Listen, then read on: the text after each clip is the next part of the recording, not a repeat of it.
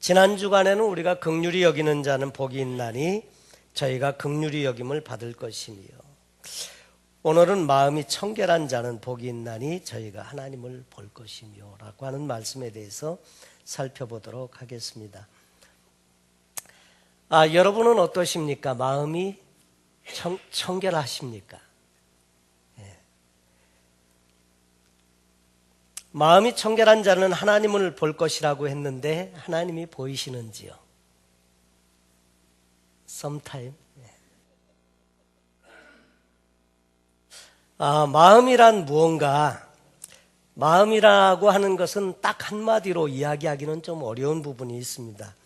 그러나 사람들은 모두가 다 이 마음을 가지고 있습니다. 마음은 참 중요합니다. 사람의 마음에 따라 모든 게 달라지기 때문에 그렇습니다.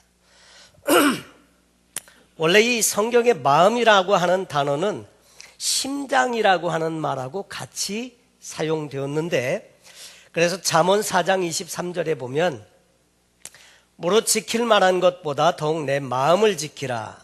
생명의 근원이 이에서 남이니라 그랬습니다. 여러분, 생명의 근원이 어디서 난다고요? 마음에서 난다고요.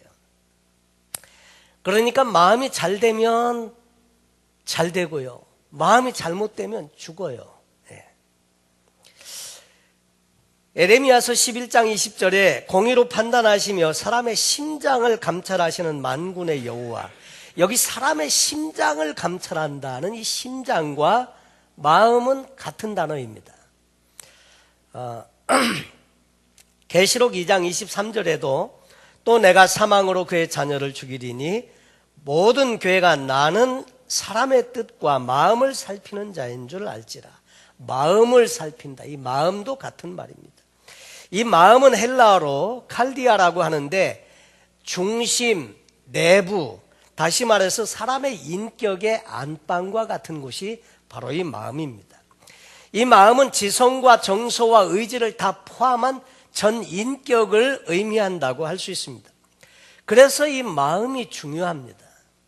마음이 잘못되면 그래서 사람들이 잘못 가고, 그래서 마음이 잘못되면 형통의 열매를 맺지 못하고 죽는 일들이 생기고 하는 것이 다 이 때문입니다. 그래서 우리가 무릇 지킬 만한 것 중에 마음을 잘 지켜야 한다, 그렇게 말씀을 하고 있는 거죠. 하나님도 마음을 중요하게 여기십니다. 이 사무엘이 사울 왕의 후임으로 이제 이새의 집에 가서 기름을 부어 왕으로 삼기 위해서 자녀들을 보러 갔었을 때 첫 아들 장남을 보니까 외모가 준수하고 이스라엘의 왕 될 사람 같아 보였어요. 그래서 기름을 부으려고 했더니 하나님이 뭐라고 그러세요? 아니라는 거예요. 그 둘째가 나왔습니다. 둘째인가? 둘째도 보니까 좋아요. 그래서 기름 부으려고 했는데 이도 아니라는 거예요. 다 지나갔는데 없어요. 아들이 이뿐이냐? 그랬더니 말째가 하나 남았는데 얘는 거기에 끼지도 못하고요, 양치로 보냈어요. 형들을 대신해서 불러오라고 해서 다윗이 왔었을 때 보니까 하나님 마음에 합한 사람이라고 기름을 부으라고, 그래서 기름을 붓는 내용이 성경에 등장을 합니다. 여러분, 사람들은 외모에 너무 신경 쓰면서 살아요. 근데 내면은 잘 가꾸지를 않습니다. 근데 외관도 중요하지만 내용이 더 중요하다는 거죠. 신앙생활에도 많은 형식과 의식이 있지만 이 보이는 형식에 치우치면 신앙생활에 제대로 될 수 없고요, 내용이 빠져버리면 안 된다는 거죠. 바리새인들은 형식과 외형은 참 좋았는데 그런데 내용이 빠져서 책망을 받았다는 거죠. 원래 사람은 하나님께서 처음 창조하셨을 때 마음이 깨끗한 사람으로 창조를 해주셨는데 범죄하고 타락한 이후로 우리 사람의 마음은 깨끗하게 되어 있지 않게 됩니다. 그래서 선지자는 인간의 마음을 이렇게 정의합니다. 예레미야서 17장 9절에 보면 만물보다 거짓되고 심히 부패한 것은 마음이라 누가 등이 이를 알리요. 마음이 심히 부패하고 타락해 있는 본성 가운데 처해 있는 것을 우리에게 그렇게 말합니다. 여러분, 그래서 우리의 마음을 청결하게 하는 일은 참 중요한데, 그래서 예수님께서도 이런 말씀을 하십니다. 속에서 곧 사람의 마음에서 나오는 것은 악한 생각, 곧 음란과 도적질과 살인과 간음과 탐욕과 악독과 속임과 음탕과 흘리는 눈과 회방과 교만과 광패니 이 모든 악한 것이 다 속에서 나와서 사람을 더럽게 한다. 다 속에서 나와서, 속이 어디냐면 마음에서 나와서 사람을 더럽게 한다. 그래서 마음이 청결한 자에 대한 이야기를 오늘 이야기해 주십니다. 그러면 청결한 마음은 도대체 무엇을 말하는가? 청결이라고 하는 단어는요, 카다로스, 깨끗하다, 순결하다 그런 뜻인데, 이것은 우리의 내적 순결, 내적인 거룩성을 강조하는 말이기도 합니다. 청결에는 몇 가지 뜻이 있는데, 깨끗하게 빠른 옷과 같은 것 청결이고요, 키즈를 내서 쭉정이가 없는 알곡들만 가득한 상태를 이게 청결이라는 말로 표현하기도 했고, 불순물이 섞이지 않은 우유나 순수한 포도주 같은 그런 상태, 이것이 청결이고요, 훈련으로 엄선된 정예부대와 같은 군인 같은 사람들을 또 이렇게 청결이라는 단어로 사용을 했습니다. 이 청결하다는 말을 영어로는 pure라고 하는데, 여러분 이 pure는 clean하고 내용이 다릅니다. 이 pure는 첨가물이 섞이지 않았다는 뜻입니다. 섞이지 않았다, 온전하다, 하나이다, 이것이 pure인데, 다시 말해서 분할되지 않은 마음, 이것이 청결한 마음이라는 거죠. 근데 이 마음은 청결할 수도 있고 더러울 수도 있다는 거고, 근데 주님은 복받은 자는 마음이 청결하다, 이런 자는 하나님을 볼 것이다, 이렇게 말씀을 하시는데, 문제는 보편적으로 우리의 마음이 더럽다는 거예요. 그래서 만물보다 거짓되고 심히 부패한 것은 사람의 마음이라고 이렇게 말하죠. 근데 이 청결이라고 하는 것은 도대체 그러면 무엇을 의미하는 거냐? 여러분, 사전적인 의미는 티 없이 맑아서 정직하고 사특함이 없고 흔들림이 없는 상태를 청결이라고 표현을 하고 있는데, 그렇다고 하면 우리는 이런 마음의 상태를 유지하기 상당히 어렵다는 것을 알게 됩니다. 우리가 열심히 가꾼다고 해서 다 그 마음을 갖출 수가 없습니다. 근데 성경이 말하는 이 청결은 사람이 만들어내는 청결과 달라서 하나님이 은혜로 주시는 청결의 요소가 이 안에 있다고 하는 거죠. 여러분, 청결의 반대말은 불결이라고 합니다. 불결. 청결하게 되기 위해서는 이 불결한 요소가 치워져야 비로소 청결하게 되는데, 그런데 깨끗한 것도요, 있어야 할 자리에 있지 아니하면 이것이 또 청결이 될 수가 없다는 거죠. 각기득소라는 한문이 있는데, 모든 것이 위치가 있어서 그것을 제자리에 있어야 한다는 거죠. 여러분, 음식도 맛있는 음식을 깨끗하게 준비해서 잘 준비를 했는데 이것이 개 밥그릇 안에 들어가 있으면 좋은 음식이고 청결한 것이고 맛있는 음식인데도 이게 불결한 것이 되는 거예요. 그래서 좋은 아름다운 것도 깨끗하고 좋은 그릇에 담겨질 때 그 청결을 유지하게 되고, 그래서 사람들에게 그것이 맛있는 음식으로 이게 되어질 수 있다고 하는 거죠. 그래서 청결이라고 하는 뜻은 있어야 할 것이 제자리에 찾아가는 것인과 동시에 여러 가지 색깔이 다 통일되어서 한 색깔로 맞추어지는 것, 이것이 청결의 요소 가운데 있다는 거죠. 그 단어가 카타로스라고 하는 거고, 영어의 pure라고 하는 것이다 하는 거죠.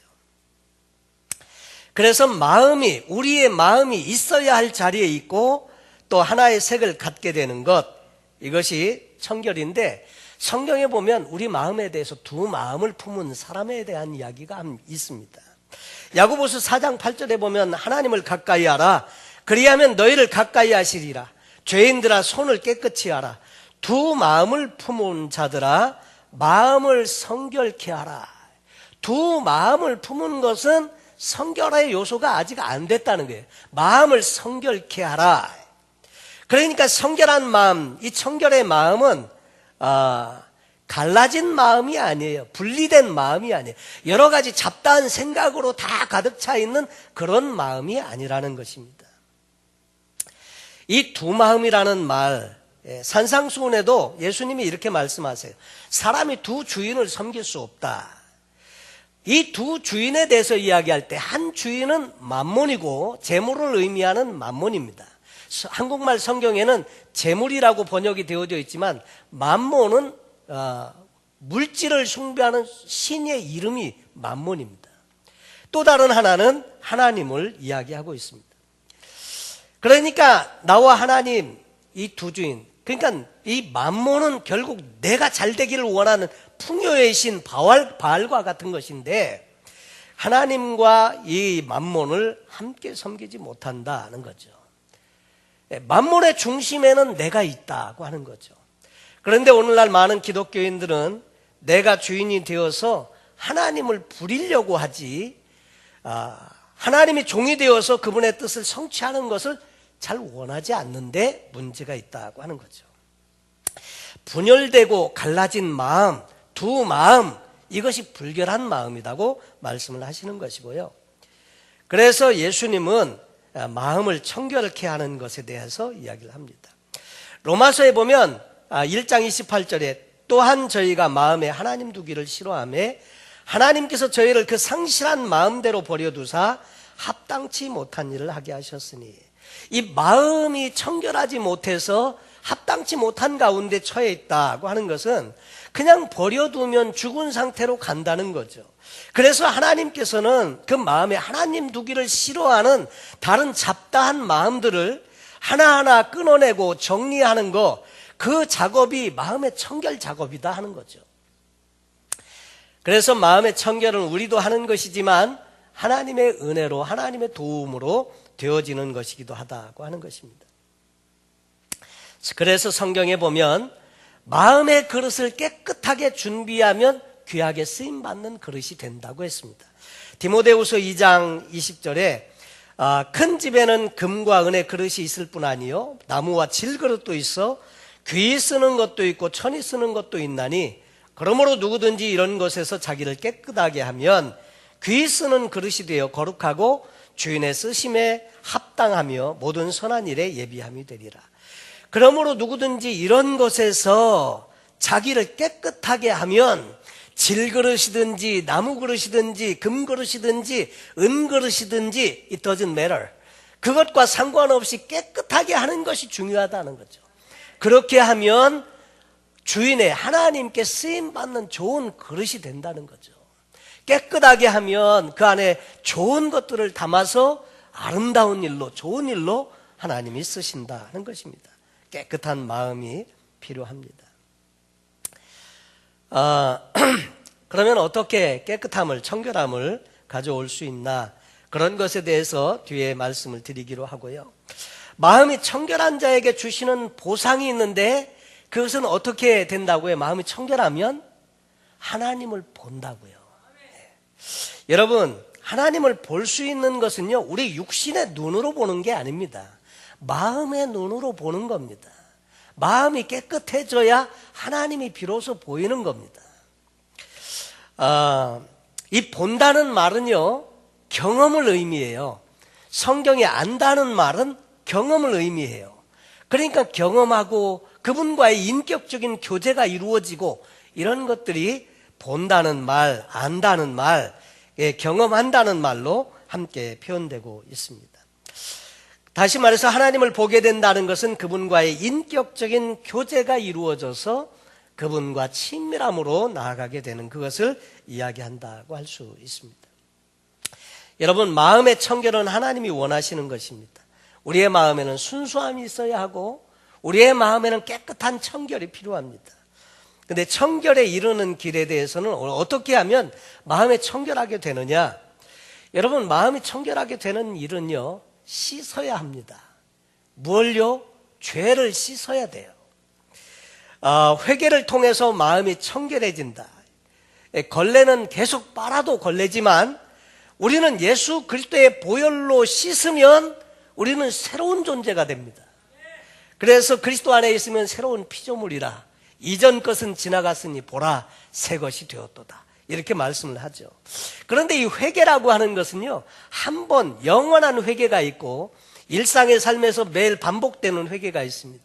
우리가 죄인 된 것을 고백하고 예수 그리스도를 구주로 영접할 때 이것은 구원을 위한 회개이고요. 회심이라고 하죠, 이것을.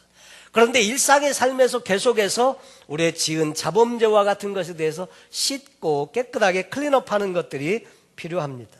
에스겔서에 보면 36장 25절에 맑은 물로 너희에게 뿌려서 너희로 정결케 하되 곧 너희 모든 더러운 곳에서와 모든 우상을 섬김에서 너희를 정결케 할 것이며, 정결케 한다고 하는 것은 깨끗하게 청결하게 한다는 것인데, 맑은 물로 너희에게 뿌려서 너희로 정결케 한다. 맑은 물, 그 맑은 물, 성결케 하는 물인데, 이것은 세례를 의미하기도 하지만 예수님의 말씀, 하나님의 말씀을 의미하기도 하고, 그런 주님께서 주시는 깨끗하게 하는 그런 것들로 청결하게 하고 깨끗하게 한다는 거죠.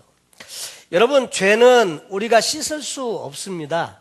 죄를 우리가 비누로 아무리 문질러도, 수세미로 문질러도 죄의 문제는 씻겨지지 않아요. 그런데 이 죄의 문제를 무엇로 씻을 수 있느냐면 예수님의 보혈로 씻을 수 있다고 하는 것이죠. 성경에 그래서 에레미야서 12장에 이디오피아 사람이 그 피부색을 표범이 그 반점을 바꿀 수 있다면 악에 익숙한 너희도 선을 행할 수 있겠다. 그러나 그것들이 불가능하다면 인간들의 죄를 스스로 씻고 바꾸는 것도 불가능하다. 이렇게 이야기를 하고 있습니다. 그러니까 다시 말해서 우리의 죄는 우리 인간의 힘으로 스스로 씻을 수가 없다는 거예요. 그래서 예수 그리스도의 보혈로 말미암아 깨끗하게 씻을 수 있다는 것을 이야기합니다. 그래서 요한 1장 7절에 보면 또 그 아들 예수의 피가 우리를 모든 죄에서 깨끗하게 하실 것이요. 여러분, 그 아들 예수의 피가 우리를 모든 죄에서 깨끗하게 하신다. 그래서 예수의 보혈, 그래서 보배로운 피, 이것이 참 중요하다 하는 거죠. 그리고 성령께서 우리의 마음에 새 마음을 주셔야 마음의 청결을 유지할 수 있습니다. 마음이 청결하다는 말은 마음이 그냥 비어있다는 말이 아닙니다. 성령으로 거룩한 것으로 채운 것을 청결하다고 이야기를 하는 것인데, 여러분, 에스겔서 36장에 또 새 영을 너희 속에 두고 새 마음을 너희에게 주되 너희 육신에서 굳은 마음을 제하고 부드러운 마음을 줄 것입니다. 굳은 마음, 강팍한 마음, 하나님께서 일하실 수 없는 마음들을 제해버리고 그리고 부드러운 마음을 주신다. 성령님의 터치하심이 있어야 한다, 그 말이죠. 그리고 말씀과 기도로 청결해질 수 있다 말씀을 합니다. 하나님의 말씀과 기도로 거룩하여짐이라. 너희는 내가 일러준 말로 이미 깨끗하여졌으니 이는 곧 물로 씻어 말씀으로 깨끗하게 하사 거룩하게 하시고, 등등 이런 내용들이 있습니다. 예전에 KBS 주말 연속곡 중에 이런 것이 있었다고 해요. 파랑새는 있다. 이 복미라고 하는 여자 주인공은 마음도 몸도 더럽혀진 거리의 창녀였다 하는 거죠.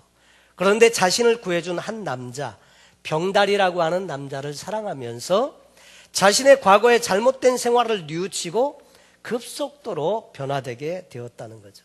마치 예수를 사랑한 마리아가 그 삶이 변화되고 예수님을 사랑하는 그런 여인으로 예수님을 쫓아갔던 것처럼, 이 복미라고 하는 여자는 은평 천사원에 가서 지체 부자요 어린아이들을 씻겨주는데 1000명의 어린이를 씻겨줄 계획을 갖고 그렇게 했더라 하는 거죠.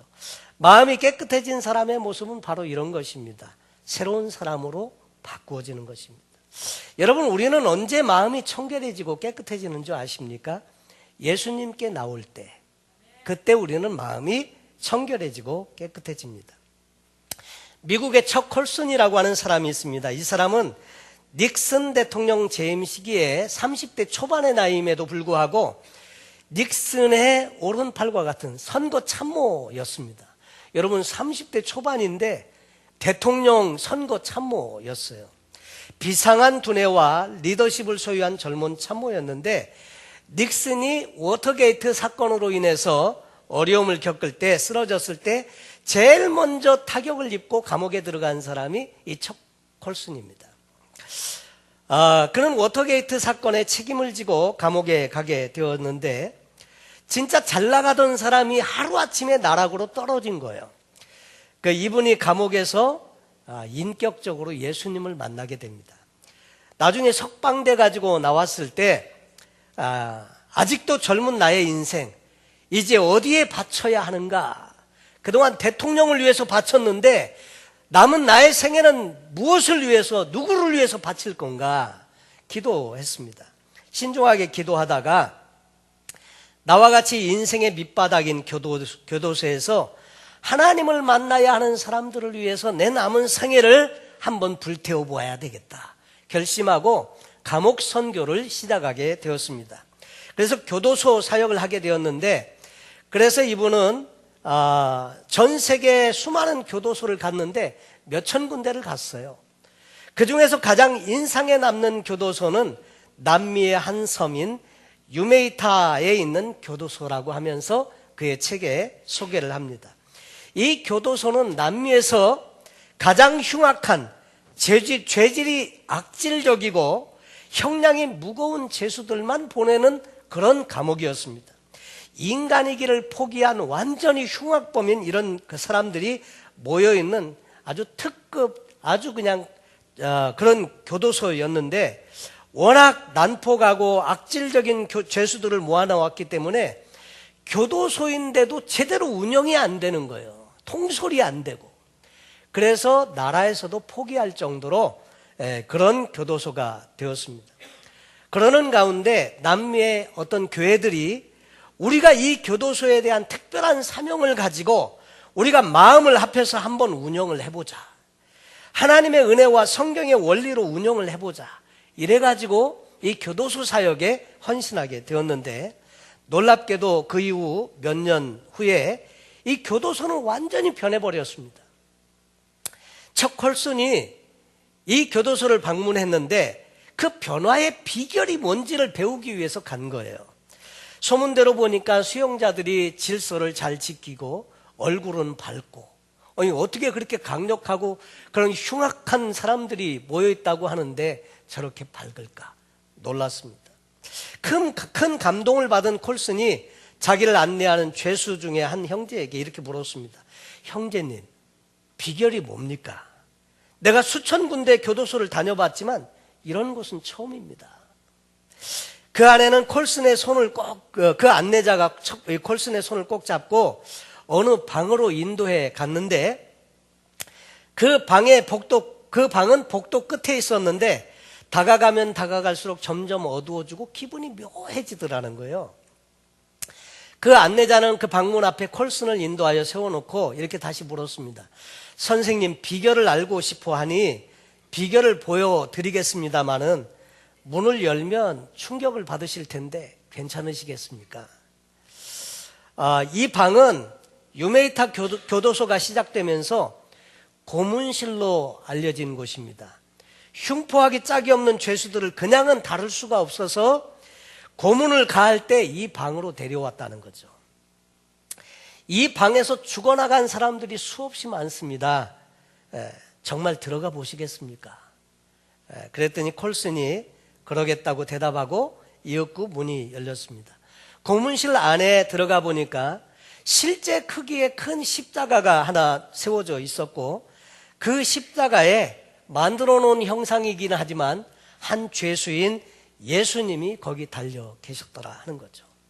이 교도소의 수감자들이 변한 것은 다름이 아니라 이 고문실에서 벌레보다도 못한 자기들을 위해서 고문당하고 계시는 예수님을 만났기 때문입니다. 이렇게 소개를 하더라는 거예요. 여러분, 그러면서 그 죄수였던 그 형제가 말하기를, 선생님, 바로 이분이 우리의 모두를 위해서 오늘도 대신 고문을 받고 계십니다. 여러분, 그 흉악한 죄수들이 변화된 이유는 이 예수님 만나서 변화되기 시작했다고 하는 이야기죠. 여러분, 예수님 만나면요 변화가 옵니다. 마음이 청결해집니다. 그리고 우리의 모든 죄가 씻겨집니다. 그래서 하나님을 볼 수 있는 사람이 되는 것입니다. 여러분, 예수 앞에 나오면 마음이 깨끗해지고요. 복 있는 사람은, 마음이 청결한 자는 복이 있나니, 이 마카리오스, 마음이 청결한 자는 기뻐해라. 너희가 하나님을 보게 될 것이기 때문에. 여러분, 매일 십자가 앞에 나가는 것이 그래서 필요합니다. 십자가 앞에 매일 나가셔서 예수님의 보혈의 은혜를 경험하시고요, 두 마음을 품지 않은 마음이 청결한 자가 되어서 늘 하나님을 바라보는 자, 오늘도 하나님을 볼 수 있다고 말씀하십니다. 늘 여러분 마음이 청결한 자가 되어서 하나님을 뵙는 복된 저와 여러분 되시길 예수님의 이름으로 축원합니다. 기도하겠습니다.